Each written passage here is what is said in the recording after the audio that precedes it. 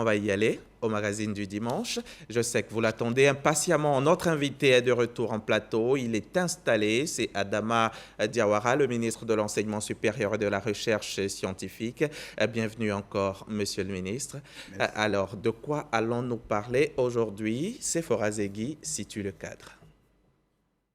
Titulaire d'un doctorat depuis plusieurs années, ces docteurs ayant soutenu une thèse n'enseignent toujours pas. Ils sont 1120 selon les chiffres du ministère de l'Enseignement supérieur et de la Recherche scientifique. Le 3 novembre 2021, dans la commune du Plateau, ils entament une marche de protestation pour exprimer leur mécontentement, mais très vite dispersés par la police et une soixantaine parmi eux arrêtés, puis relâchés la même nuit. Ces docteurs demandent à être recrutés dans les universités publiques de Côte d'Ivoire. Le vendredi 5 novembre de la même année, ils ont été reçus par le gouvernement à travers Adama Diawara, le ministre de l'Enseignement supérieur et de la Recherche scientifique, pour lever tout équivoque.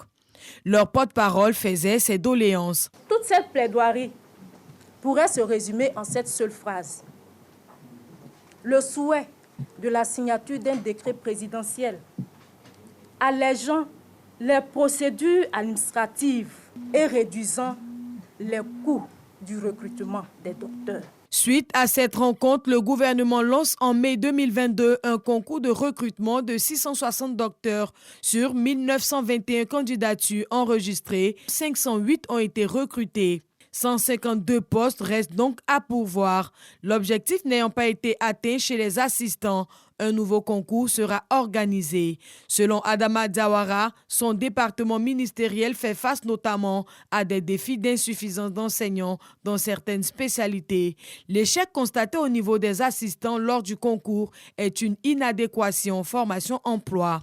De 2012 à 2022, ce sont 4064 enseignants-chercheurs qui ont été recrutés. Cette année, ce sont 660 postes à pourvoir, dont 450 pour de nouveaux recrutements et 210 glissements catégoriels. Alors, monsieur le ministre, à l'entame de ce reportage de Sephora Zegui, on a entendu le chiffre de 1120. Ils sont au nombre de combien les docteurs non recrutés en Côte d'Ivoire, à l'heure où nous parlons? Merci pour la question. Effectivement, il y a pas mal de chiffres qu'on retrouve dans la presse, ça et là. En réalité, il faut faire très attention parce que ces chiffres-là sont faux. Je signale simplement qu'au début de ce problème de docteurs non recrutés, le chiffre de 3000 docteurs non recrutés a été avancé. C'est vrai qu'au niveau du ministère, nous avons fait notre propre dénombrement. Nous savions que ce chiffre était largement en dessous de 3000, mais pour éviter toute polémique, j'ai demandé aux docteurs non recrutés eux-mêmes de procéder à leur propre dénombrement. Et je peux vous assurer que lorsqu'ils ont fini de le faire, ils ont trouvé en tout et pour tout 1463. Et ça, c'était en décembre 2021. Ça, c'est les concernés eux-mêmes qui ont fait le décompte. Les concernés eux-mêmes ont fait leur propre décompte, ils étaient à 1463. C'est vrai que le nombre de docteurs non recrutés, c'est un nombre qui est dynamique, puisque pratiquement tous les mois, on a un certain nombre de nouveaux docteurs qui soutiennent leur thèse. Je signale simplement qu'au dernier concours de juin 2022, on avait en tout et pour tout 1919. Mais attention, quand on dit 1919, il y a du tout dedans.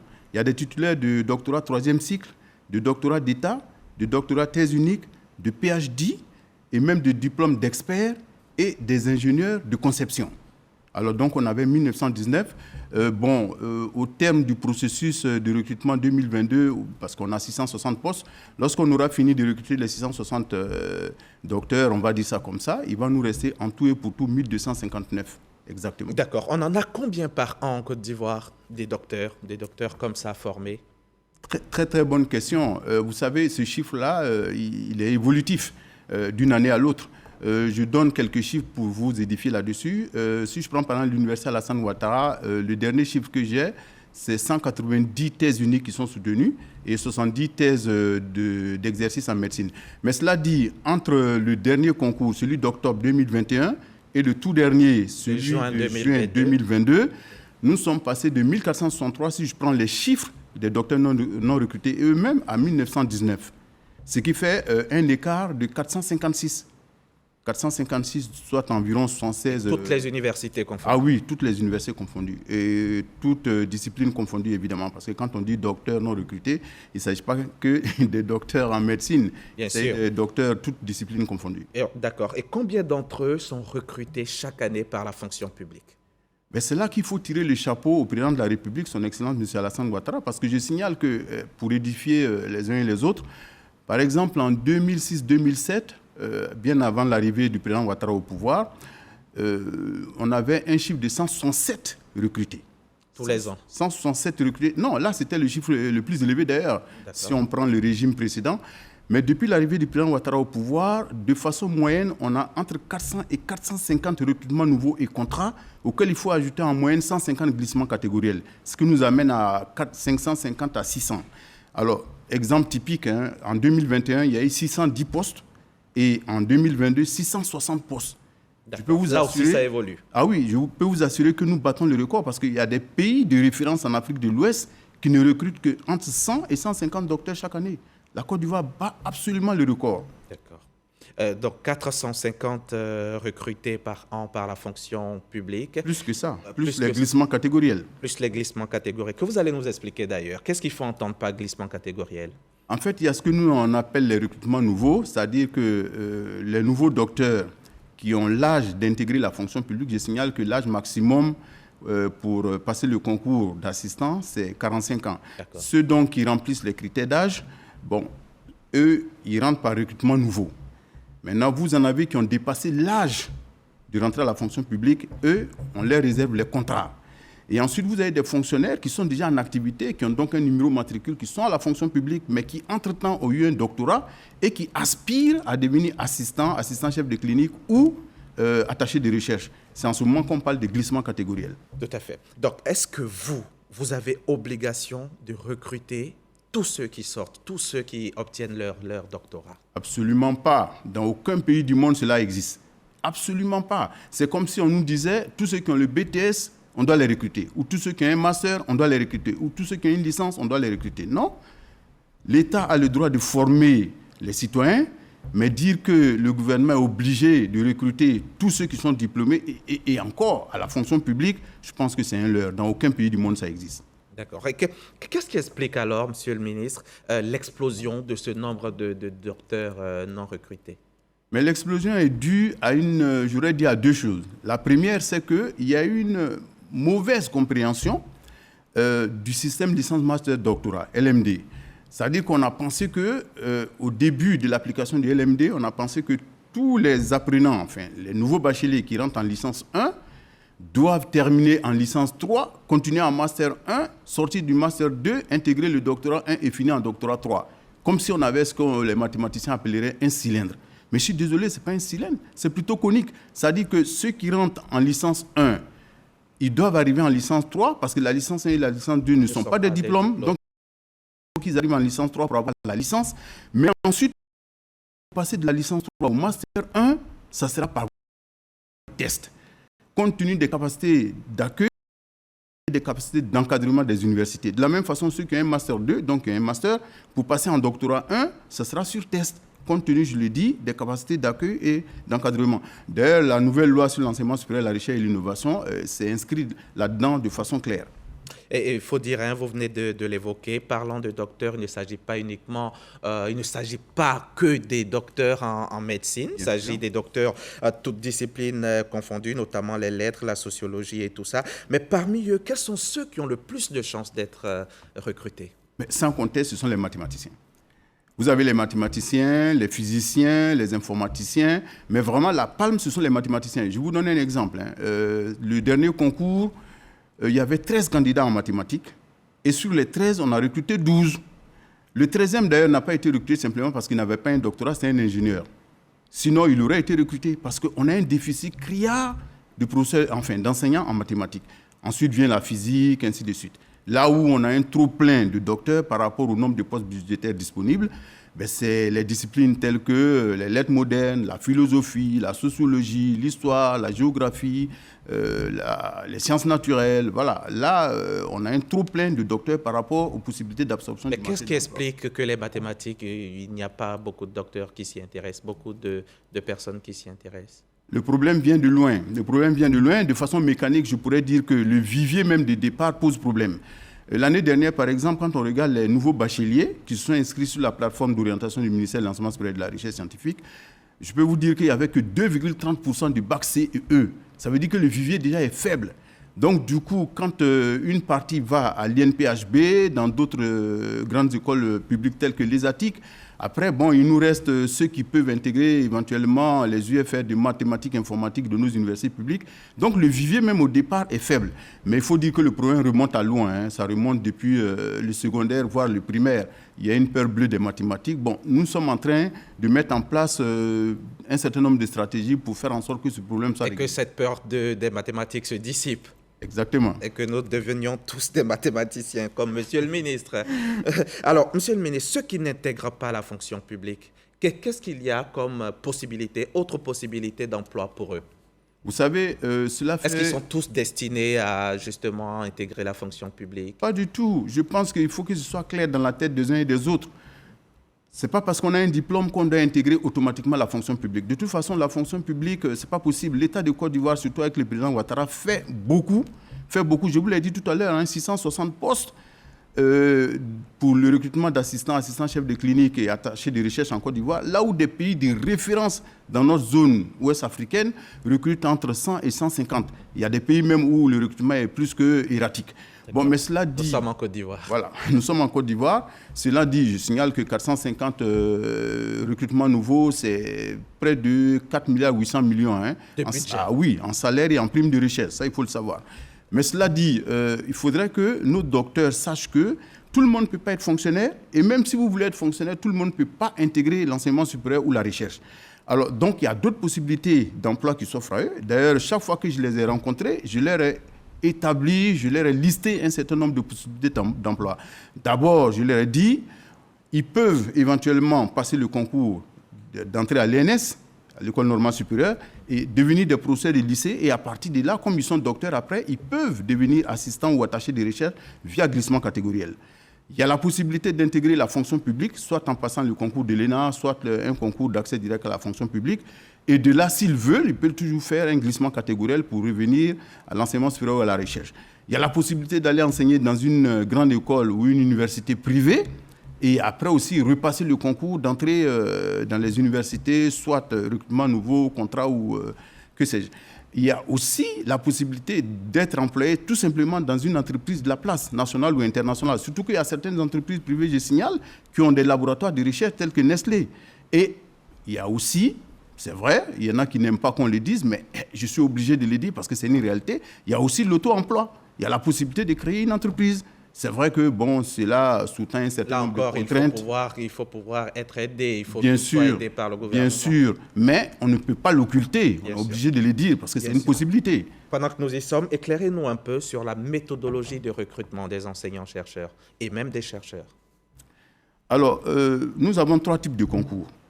Il y a celui qui est relatif au recrutement des assistants-chefs de clinique dans les UFR des sciences de la santé, c'est-à-dire médecine, pharmacie, odontostomatologie. Il y a le concours de recrutement des attachés de recherche pour les structures de recherche et même les universités, parce que dans les universités aussi on a des chercheurs, même si le nombre est réduit.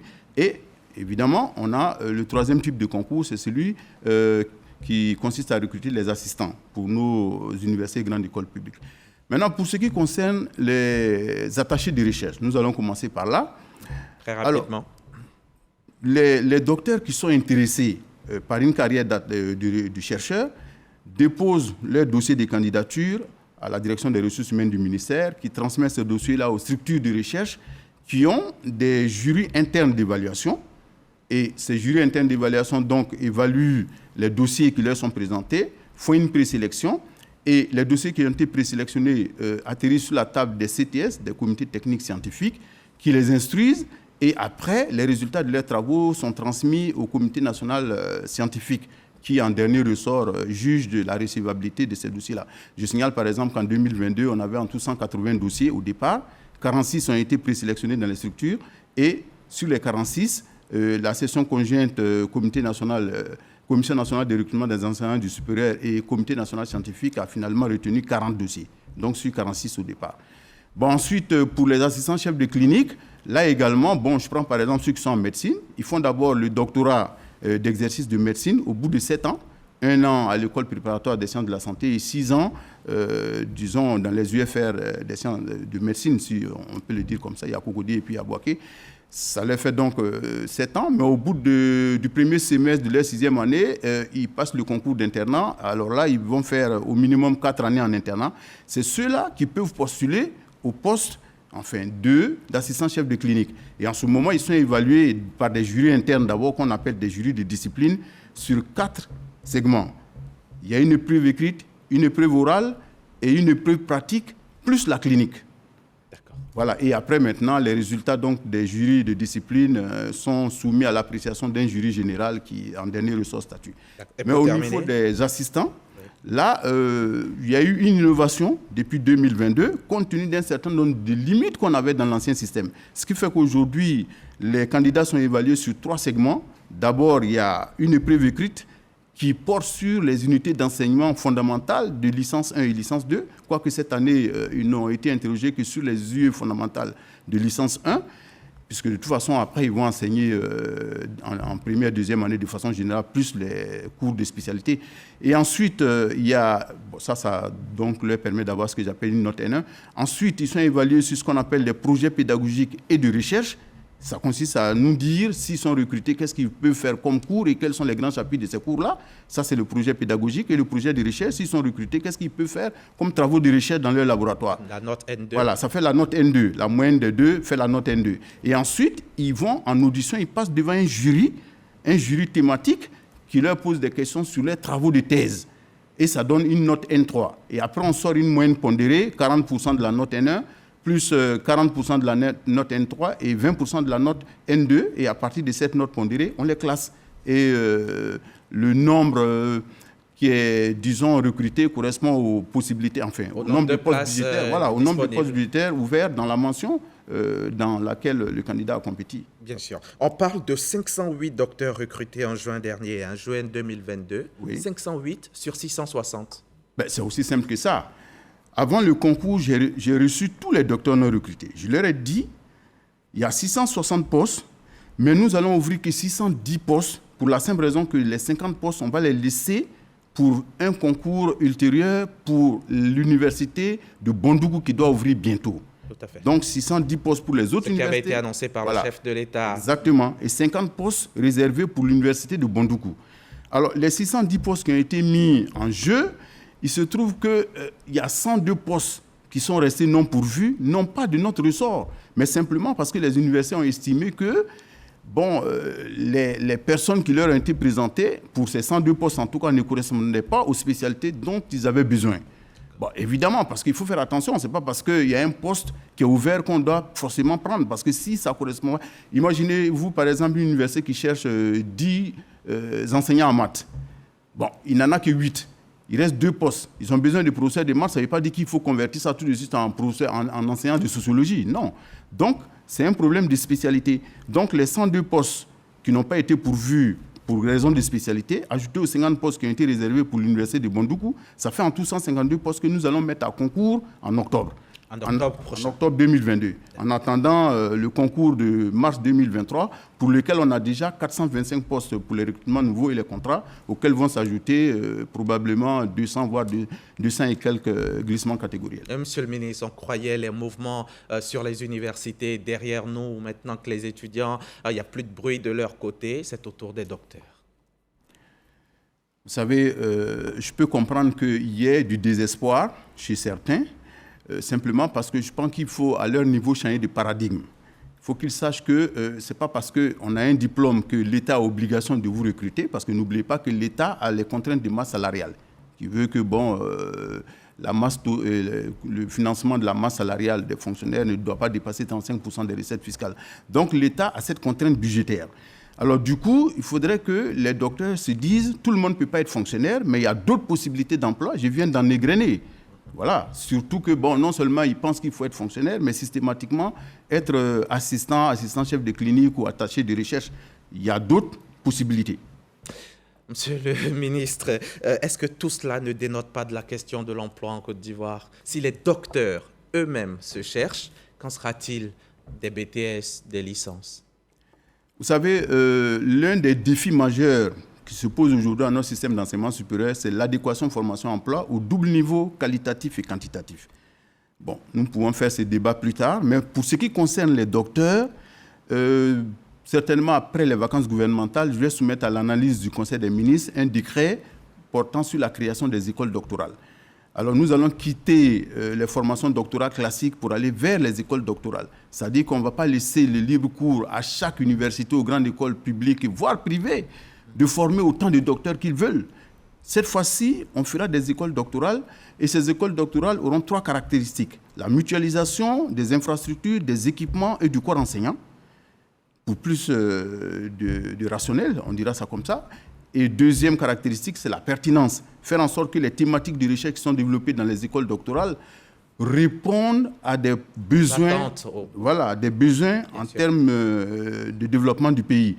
Et troisième chose, c'est l'adéquation formation-emploi au double niveau qualitatif et quantitatif qui fera que, bon, le nombre de doctorants qui entrent dans une école doctorale donnée sera fonction des possibilités d'absorption du marché de l'emploi. Quand je dis absorption du marché de l'emploi, c'est aussi bien fonction publique que secteur privé qu'auto-emploi.